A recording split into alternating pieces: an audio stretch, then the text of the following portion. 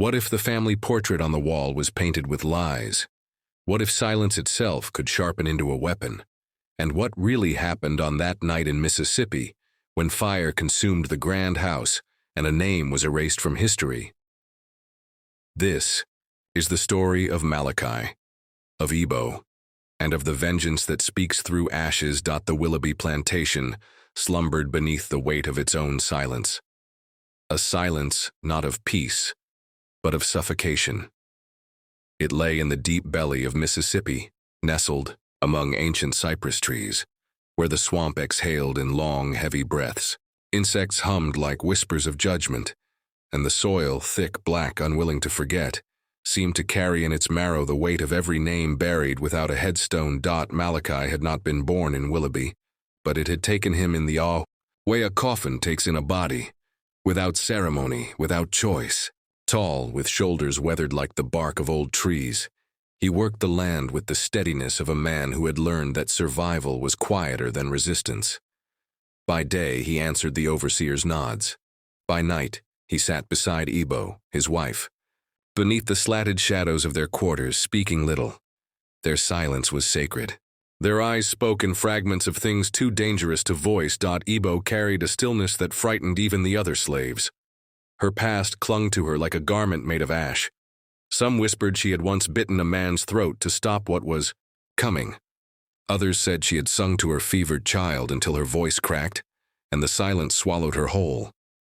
No one knew for certain. She spoke rarely, and when she did, her words carried the gravity of a stone thrown into deep water. Vivian Willoughby, widow of the estate, ruled with a gaze like frost. She was not loud in her cruelty. No, hers was the refined kind.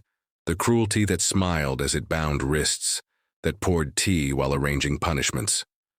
After her husband's death, she declared Willoughby would not fall into decay like so many other estates. Order must be preserved, she said. By order she meant obedience. By devotion she meant surrender. One morning, Vivian summoned Malachi to the drawing room. The walls loomed with portraits of stern men and fragile women, each painted face staring down as though keeping guard over an unspoken horror. She poured him tea, a gesture as cruel as it was false, and began in her smooth, calculated voice. "My sons," she said, nodding toward the window where two pale boys tumbled in the garden, "need the discipline of a father, a man's hand." She let her gaze settle on Malachi. "You possess a certain gravity. From this day forward you will guide them, you will shape them." Malachi bowed slightly, the way a man bows to a descending blade. From that day on, he was drawn from the fields and placed into the orbit of the house. He taught the boys to fish, to carve, to clasp their hands in prayer, and while he did, Ebo moved in the background, tending to them, feeding them, wiping their mouths clean, as though they were not the blood of her captor. Each act was a cut without blood. The other slaves whispered about this strange arrangement. Some envied him for his escape from the punishing fields. Others sensed a darker current. Soon the Baroness began to refer to them as "my family." She commissioned a portrait. Malachi at her side, Ebo behind her, the boys before them. A grotesque tableau, oils layered thick as deception. The painter's brush captured a harmony that did not exist. A false order stretched across canvas like stretched skin. At night, Malachi lay beside Ebo, listening to the swamp breathing through the cracks of their wooden quarters. One evening, her hand closed around his wrist, not in affection, not in fear. A signal, a silent strike of flint against stone. Something was breaking, or about to. The nights grew heavier. The swamp pressed in like a living thing, its cypress knees rising from the water like knuckles. The air thickened, and with it came a murmur threading through the reeds. Ebo heard it first, not as sound, but as a pressure behind her ribs, a pulse against the bone. She stood at the edge of the quarters each dusk, staring at the water, listening. Her silence changed color. It was no longer absence, it was communion. The murmur rode the surface of the swamp like words from a tongue older than the house, older than the road. Malachi watched her as one watches a storm roll in, feeling thunder before the clouds appear. He tried to break her silence gently, but when she turned her face, her eyes held something unfathomable. A nocturnal daylight, not reflection, but depth. Uma, the oldest among them, carried his years like roots dragging through soil. His back was bent, his voice frayed, but his words carried weight. One night he sat with Malachi by a fire that was almost gone and whispered, "The earth is a sleepwalker. It moves while pretending to rest. It cradles tyrants if silence is kept, but it rolls and unseats them the moment one true word is spoken. The word is not with the mouth, it is spoken with the spine." The Baroness began visiting the quarters more often, smiling her porcelain smile as though bestowing blessings.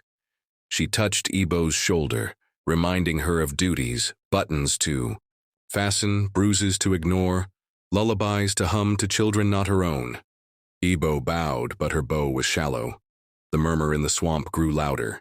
One Sabbath afternoon, the two boys quarreled over a fishing lure. One struck, the other bled. Malachi pulled them apart with calm restraint, but his hand trembled. From the porch, the Baroness watched, eyes alight. "Harmony," she said. The word lodged in Malachi's throat like a splinter dot. That night, Ebo spoke, one syllable only in a tongue unnamed, but it was enough. The frogs fell silent. Uma turned his head as if a door had opened behind him. The fire gave a hiss and collapsed into embers. In the hush, a shape moved through the cane, slow, deliberate, dragging memory like a net. "The soil remembers," Uma whispered. "Rivers keep ledgers, cypress roots learn faces. A wrong unspoken multiplies in the dark.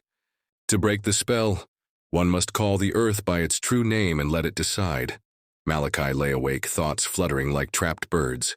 His whole life had been built from obedience, swallowed in pieces small enough not to choke him. But each piece now pressed harder, heavier. Beside him, Ebo's hand burned like a coal, not with fever but with resolve.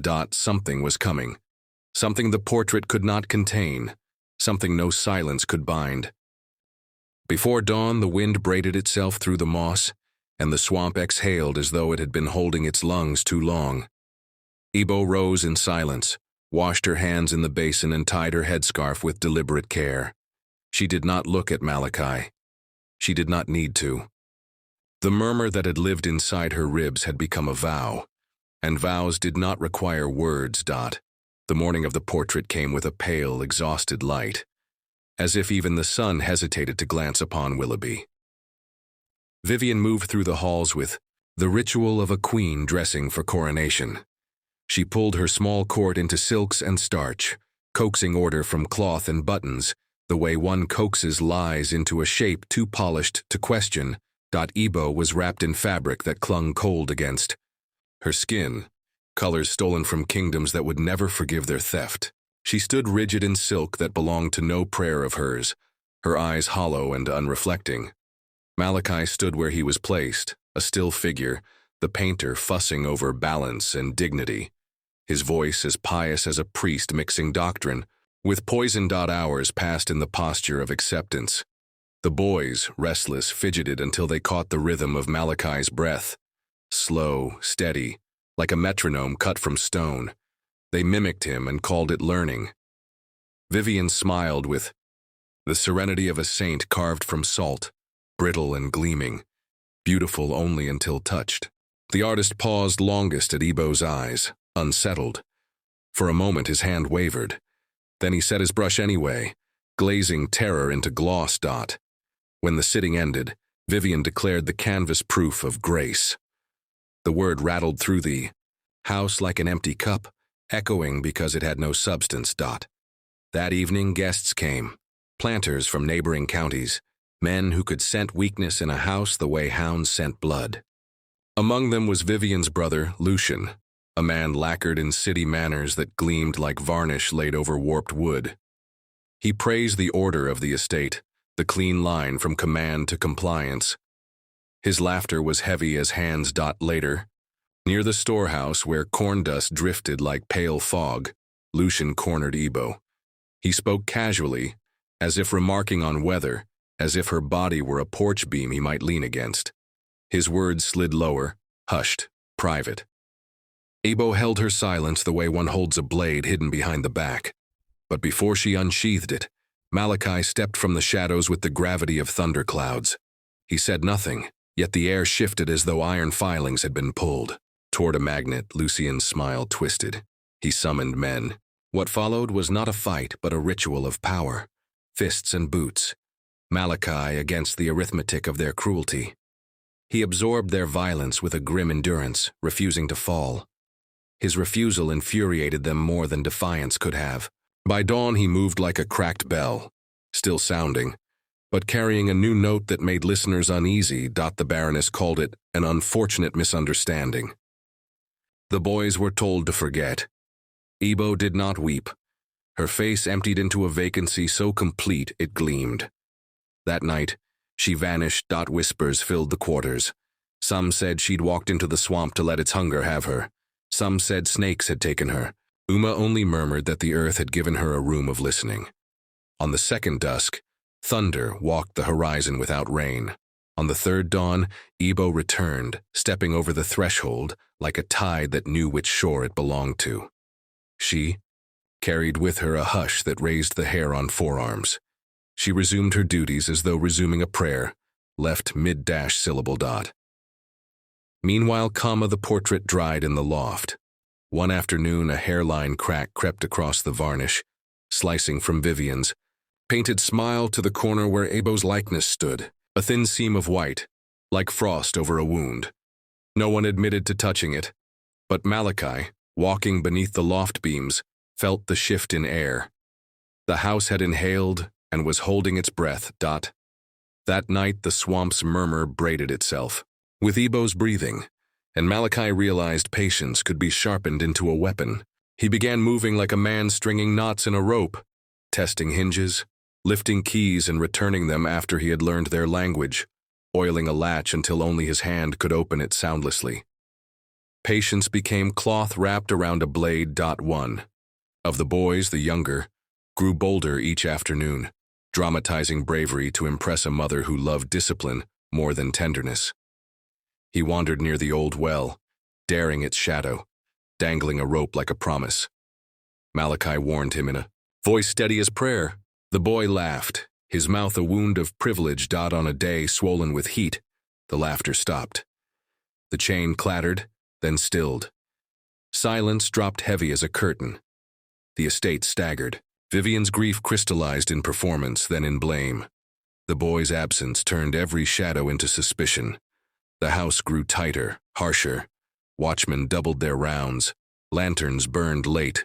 The air itself seemed to flinch. Malachi spoke nothing. Inside him, a clock ticked. Ebo stood at the threshold each night, hands clenched, silence coiling around her like smoke. Uma whispered that the ledger had turned a page. On the third night, the air thickened like wool. The swamp exhaled iron, the scent of rain that never came. Ebo tied her scarf with a sailor's knot, laid her palm on the floorboards, and at last spoke. Her words were soft, shaped by a tongue older than Willoughby, but they carried the weight of a verdict. The earth has awakened, she said. Malachi lifted the lamp. Oil shifted like a dark, watching eye. He walked with the certainty of a man stepping into a story already written. Past the nursery where grief lingered like perfume. Past the hall of portraits where painted eyes followed. Ebo remained at the veranda, not as a mourner but as a judge waiting for the jury's return. The dogs did not rise. The crickets did not falter. Distance became a map Malachi had memorized in his blood. Linen closet to curtain, curtain to stair. Stair to door, door to Vivian's little altar of order. Her ledgers, her ribbons, her neat keys. He touched nothing except what welcomed flame. Cloth whispered its consent. Oil leaned forward. The lamp lowered like a confession freed from a throat. In the stillness before fire, Malachi paused beside an empty cradle. It rang like a hollow bell. He did not linger in mercy, only in recognition. Some rooms punished themselves. He moved on. And just as the first heat lifted its tongue to the rafters, he heard it. Ebo's breath, reaching him through the walls, carried by the swamp like a reed pipe through water. It steadied his bones. The match struck without spectacle, a whisper of friction no louder than a sigh. Flame grew shyly at first, a child taking its first uncertain step. A small son born in a house that had hoarded night, a house that had forgotten the sound of breath and now trembled to receive it. The wick accepted its fate without argument. Smoke rose, not in rebellion but in ceremony. Writing the first line of a scripture that had long waited for ink, Malachi stepped back into the corridor, carrying with him the faint smell of sulfur and memory. The lamp was lighter now, having shared its burden of darkness with the fire, its weight lessened in his hand. He walked toward the front as the house exhaled for the first time in years. A long release, a sigh with edges sharp enough to cut. Outside, Ebo did not flinch. Her stillness was not ignorance but knowing. The silence between them broke, not with words, but with a single truth passing from one heartbeat to another. The earth had heard, and it had answered. At midnight, the house discovered its true size. Fire became the measure, a ruler of flame marking out the distances of grief and memory. It counted by breath and by bone. It licked along cornices as though reading aloud from a scripture stored in dust for generations. The first timbers sighed, as if at last confessing. The next gave way with a gratitude that sounded like grief. Curtains surrendered, their threads, unstitched by Heath's impatient fingers. Glass found a language older than windows, and broke upon its knees.